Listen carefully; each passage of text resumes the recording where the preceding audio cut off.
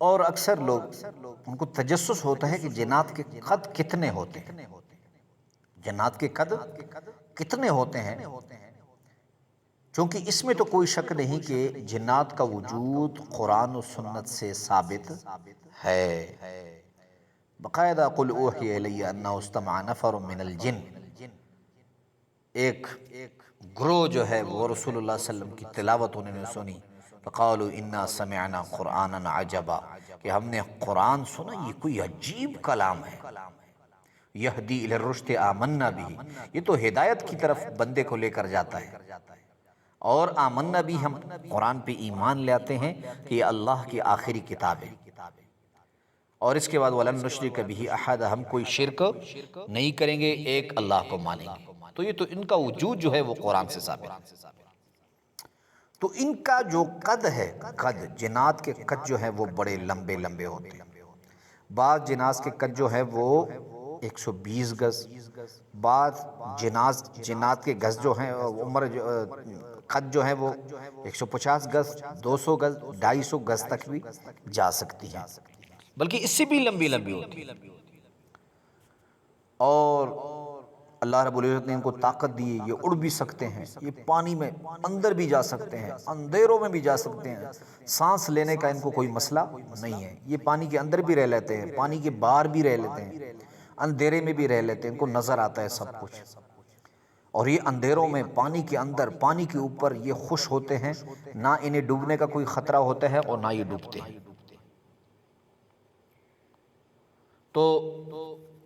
ایسے ہوا کہ ہمارے استاد محترم مفتی ظفر علی خان صاحب رحمۃ اللہ علیہ، بہت بڑے اللہ والے، تو وہ اپنے کمرے میں تشریف فرما تھے، 3 افراد آئے، خوبصورت چہرے، عام جیسے انسان ہوتے ہیں، آئے اور کہا کہ حضرت ہمارا ایک جنازہ ہے، آپ نے پڑھانا ہے، اور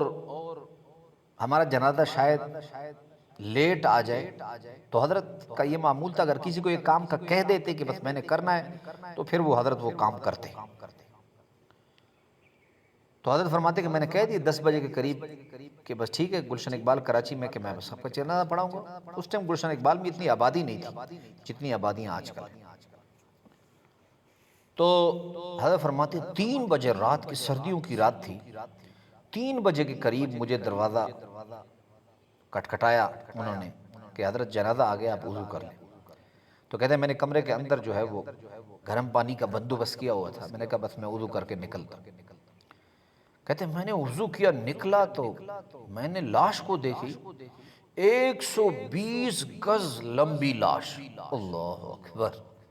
حضرت فرماتے ہیں میرے تو رونگٹے کھڑے ہو گئے، یہ کیا ماجرا ہے؟ اور جب میں نے جنازہ پڑھنے والوں کو دیکھا، وہ لمبے ان کے قد، چھوٹے چھوٹے سر، لمبے لمبے قد۔ حضرت فرماتے ہیں کہ معاملہ ایسے بنا کہ نہ میں بھاگ سکتا تو یہ مجھے نہیں چھوڑتے، اور نہ میں جنازے کو چھوڑ سکتا کیونکہ یہ مجھے نہیں چھوڑتے پھر۔